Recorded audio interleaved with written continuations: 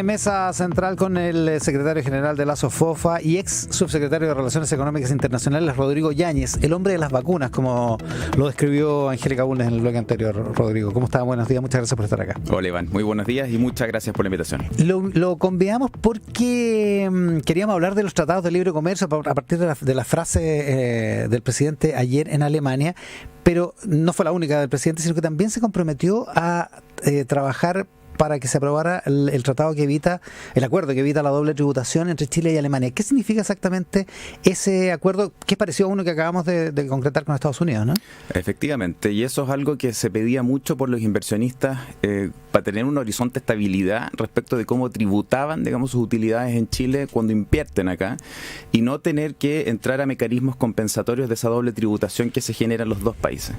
Alemania es el único país de los principales socios comerciales con la Unión Europea con el cual no tenemos este acuerdo de doble tributación o para evitarla, y ese es el punto que hizo ayer la presidenta de SOFOFA en el Consejo Empresarial. Eso favorece a empresarios de los dos países. De los dos países. Eso significa que si un empresario invierte en Alemania, tiene que pagar impuestos en Alemania hoy, tiene que pagar impuestos en Alemania y en Chile. Así es, y existen mecanismos compensatorios para de alguna manera usar como crédito lo pagado, pero no siempre compensa todo. Entonces, lo mejor es que exista claridad, que el sistema sea más simple y se pague o se tribute en una de las dos jurisdicciones. Y típicamente un acuerdo doble para evitar la doble tributación significa que un nacional de un país paga los impuestos en su país y no en el otro, digamos. ¿Eso es? Claro, lo que pasa es que la inversión, en el caso de un alemán, por ejemplo, que está acá, y yo creo que lo importante de esta gira y de este acuerdo en este contexto es que Alemania hoy día es el motor que está moviendo la transición energética en Europa.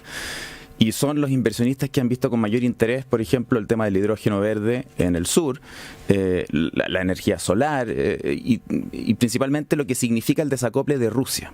Desde que existió la guerra con Ucrania y el acceso al gas, que se tomó una decisión geopolítica, digamos, claro.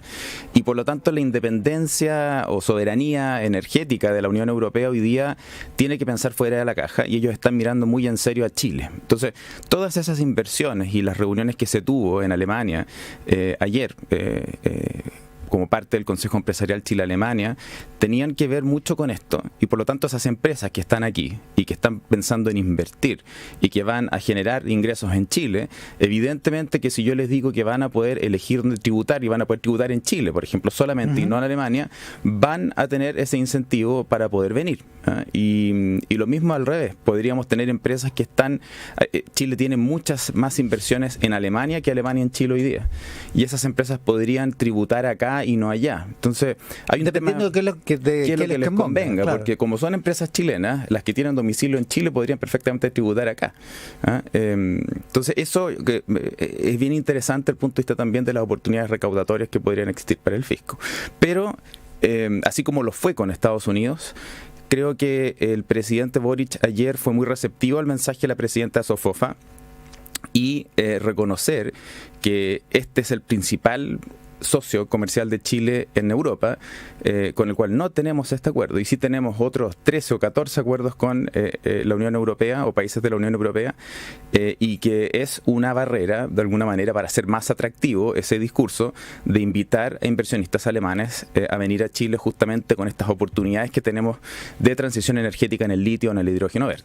O sea, mucha gente, yo me acuerdo en los 90 cuando se criticaba al presidente Fred Ruiz Tagle porque viajaba mucho, ¿se acuerda? Que a los humoristas hacían chistes, todo era divertido, pero fue muy eficiente en términos de generar muchos acuerdos de libre comercio. La gente a veces dice, no, que los presidentes andan puro viajando.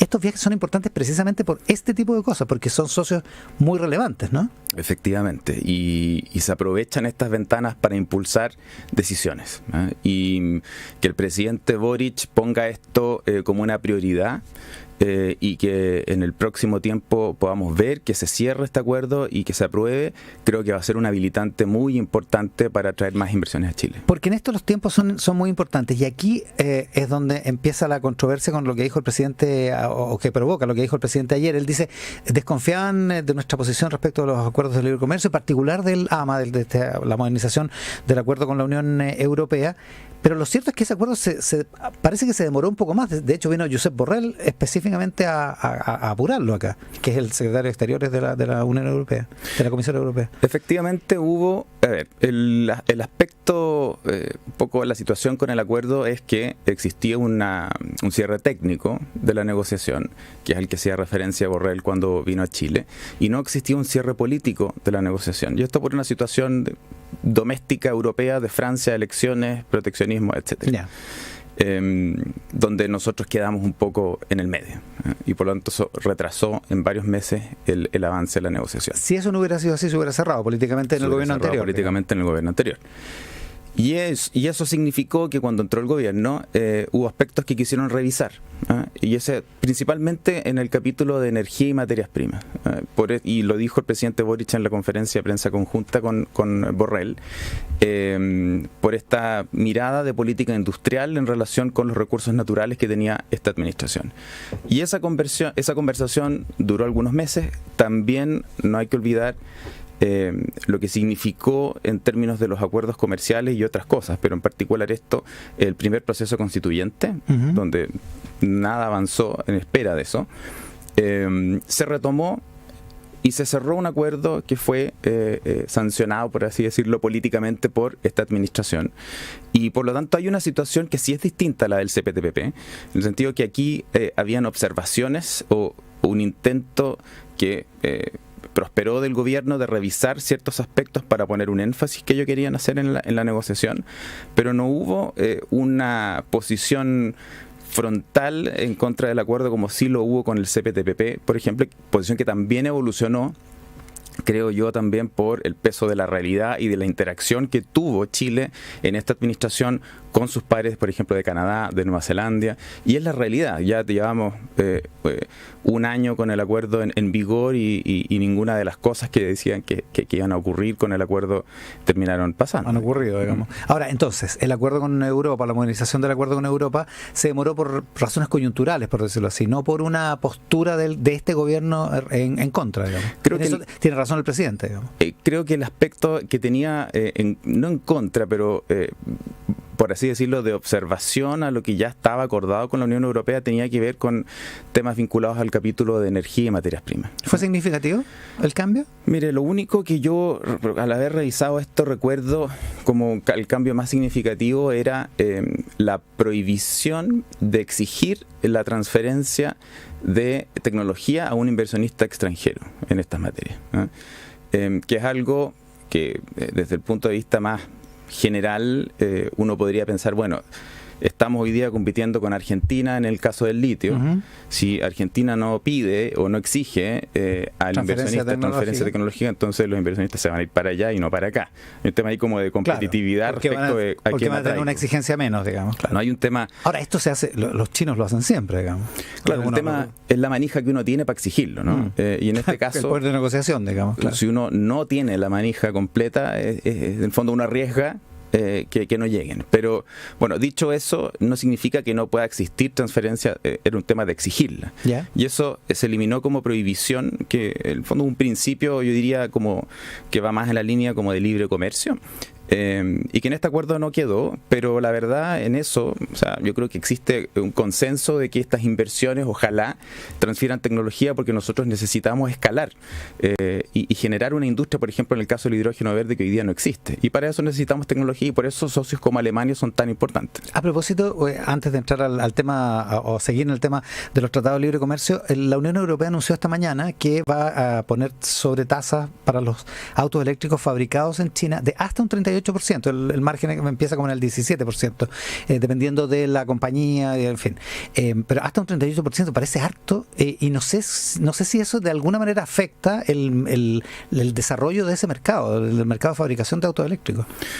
Es el nuevo capítulo en la guerra comercial donde se suma la Unión Europea, porque hay una suerte de sobrestock de autos eléctricos fabricados en China, que en Estados Unidos también como se está bloqueando el ingreso, y por lo tanto Europa, que es un mercado importante, también está buscando protegerse de esto.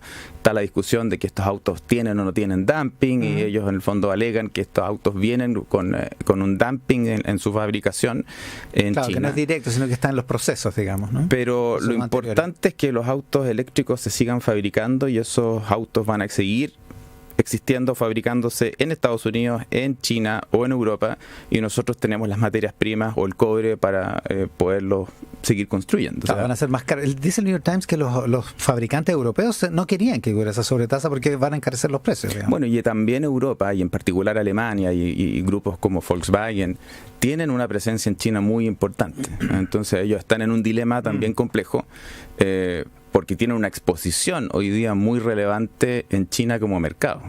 Los autos alemanes en China en su minuto eran un símbolo de estatus claro. Muy importante, y claro, ellos tenían se venden allá. Y llegaron muy temprano a ese mercado. Y hoy día, claro, el mercado chino ha generado ya una capacidad de producir importante que ya está superando a la alemana.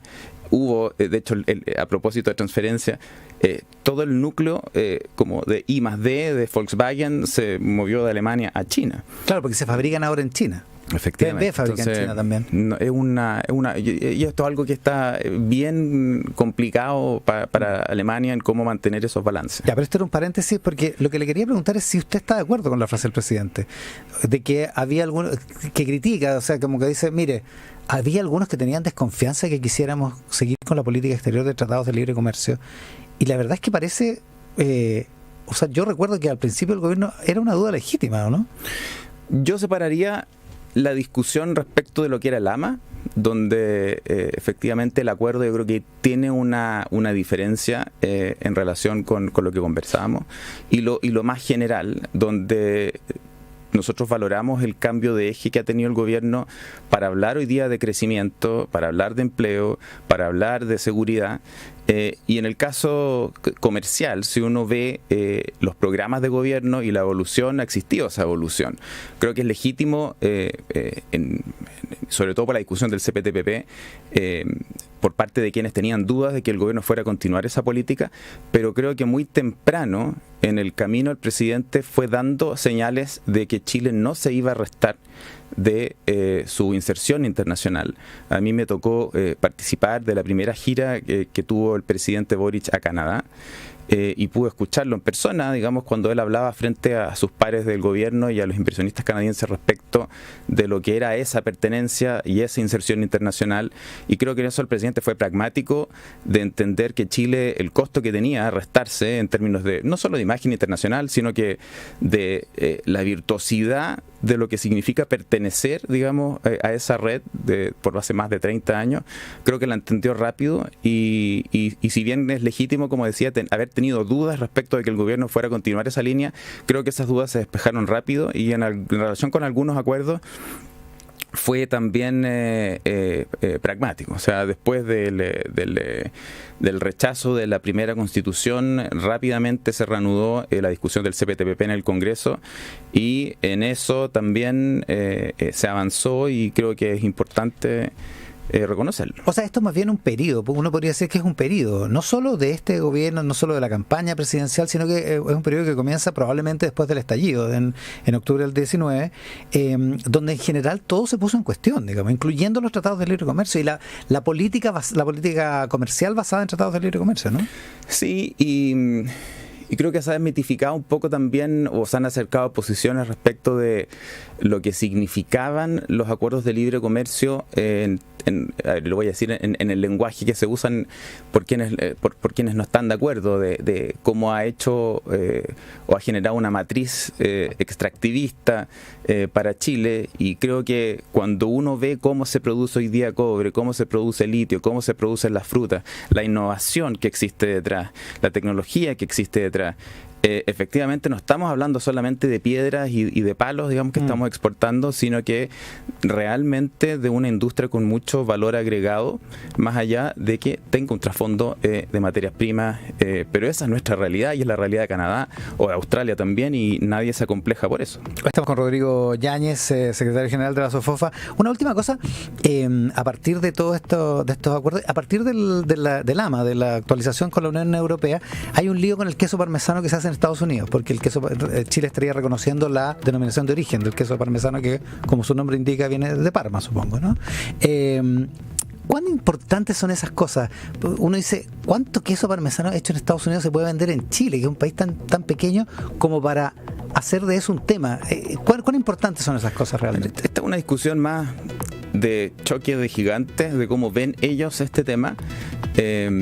Efectivamente, y en el caso del parmesano y otros quesos, en la negociación lo que reconoce es como el que tiene mantiene, o sea, cualquiera que producía e importaba lo puede seguir haciendo y son los nuevos, por lo tanto, lo que entra en esta ecuación que es más de laboratorio. Pero esto es algo que la Unión Europea y Estados Unidos discuten también a propósito de otras negociaciones, como la de Nueva Zelanda, que también aceptó reglas similares a las de Chile en su negociación con la Unión Europea.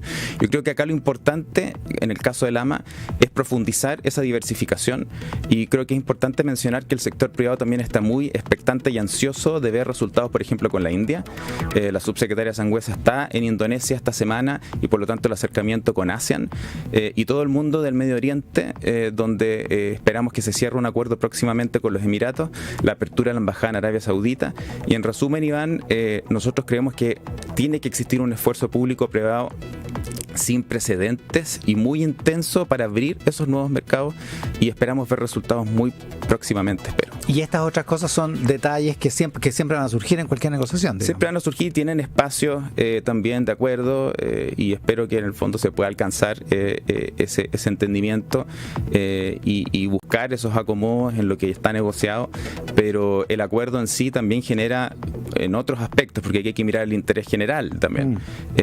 Un nivel de acceso que nos lleva a casi el 99% de grabación arancelaria, con una apertura a la agroindustria, a las carnes, a todo lo que es en el fondo industria, en torno a los alimentos que no teníamos, el aceite de oliva también que teníamos, en el fondo está excluido, y tenemos una cuota que superan 20 veces, digamos, lo que teníamos acceso antes.